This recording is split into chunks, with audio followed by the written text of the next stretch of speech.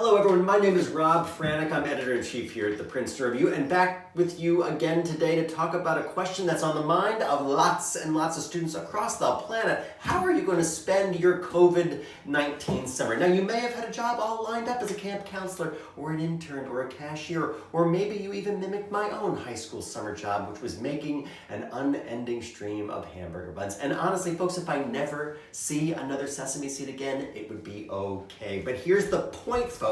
If you're like most students, your summer gigs have been curtailed or canceled altogether. Now, couple those jobs with your likely plans to visit firsthand college campuses. We know and know full well that many of you had plans to tour campuses face-to-face this summer. And those college campuses, sad as it is to say it out loud, are still closed. Folks, I am indeed sorry. We are in uncharted territory. We all know this, but we need to take heart in knowing that there are still things that you can do, and I'm going to walk you through a few of them right now. We're going to start off talking about academics. Number one, you may well still have plain old work to do for your classes before the fall semester begins. By all means, do this, and of course, do it well.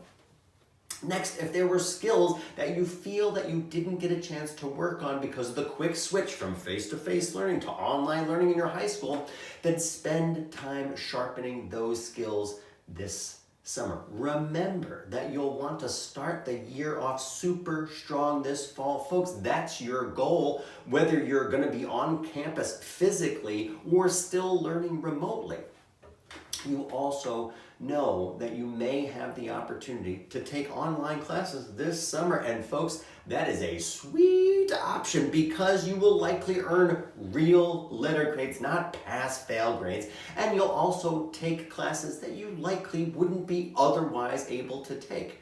Now, doing this will also show colleges your ability to adapt and take advantage of options that are available to you even during difficult times. And as we've talked about in other videos, you may be planning to take the SAT or the ACT this summer. Folks, use the extra time to study for those exams. Both the College Board, who creates the SAT, and of course the ACT team have said that they will provide remote options this fall if the exams cannot be safely administered in person. So truthfully, folks, the ACT team has said that likely you will have an online option regardless, both face-to-face as well as online. We're going to continue to report on that as the ACT gives more direction. But what I need you to take away now is that you can so prep with a durable test date as your goal. And folks, all of this is especially true because your classes right now are likely pass-fail and your extracurricular activities are canceled. And we're going to come back to that in a second, but just bear with me. Folks, you'll want to find a way to stand out to colleges during the admission process. And yes, and I'm going to say it out loud, even to those colleges that are test optional. You can still stand out as a candidate for admission as well as for merit-based financial aid by earning a superlative SAT or ACT score.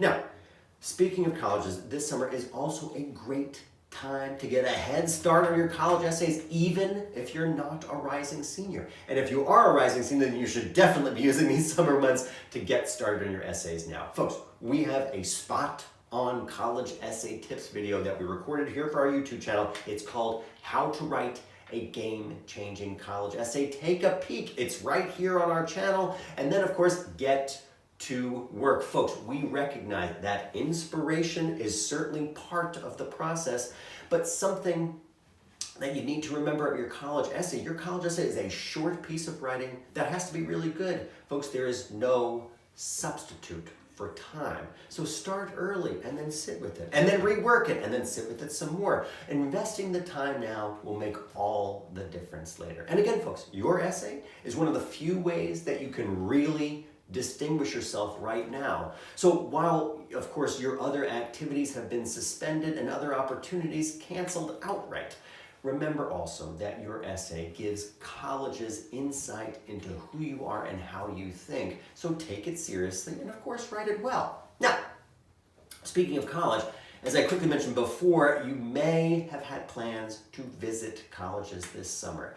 And even if those in-person events are truly canceled throughout the summertime, folks, you can still take virtual campus tours. And honestly, even if you weren't planning to get onto campuses face-to-face this summer is still an unbelievable opportunity to do virtual college visits and, of course, demonstrate interest in those schools. Now, we have a page on our website where there are links to campuses that are offering those virtual campus tours, so take a peek at it.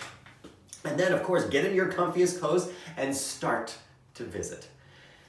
Next, as I promised before, we have to talk about jobs and extracurricular activities. And as I noted before, you may have had a summertime job all lined up, but the organization that you were going to work for is now closed for the summer. And if that's you, folks, please know that we understand it's rough and we are sorry. But folks, if you are shifting your focus to instead getting a job online, there are a number of places that will offer you that opportunity. You can look into working in customer service from your home. Many of those companies will hire students who are under the age of 18. Or maybe you're a great web designer, or you're really crafty and you can sell those templates or those products directly online. Folks, you can also qualify to tutor to younger students and even entertain kids online.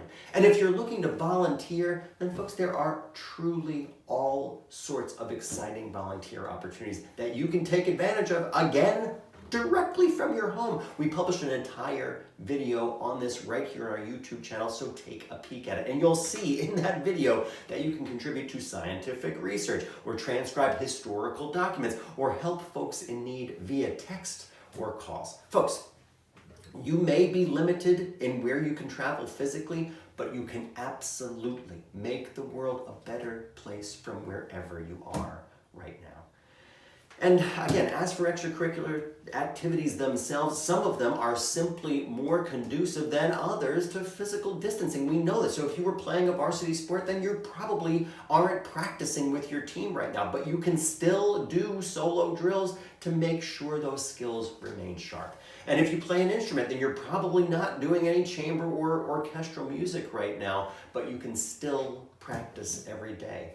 Folks, if you're a writer, then write. If you're a chess star, then get online games going if you haven't done that already. And if you're a future Broadway actor, then you can practice even if you're not performing. Folks, what I'm trying to say here is don't let the perfect be the enemy of the good. If you do what you can, the best that you can, even if that's not the empirical ultimate best, then folks, you're doing great. And I'm gonna say it out loud, even after you do all or just some of those things that we just talked about. You may still feel out of sorts, and that's okay. It's to be expected. It means that you're human. So yes, you can sit with where you are at this moment and know that there will be better days ahead. But do what you can now, and don't be too tough on yourself for what you can't do. And please know that our full team at the Princeton Review are rooting for you. But remember to be kind to yourself.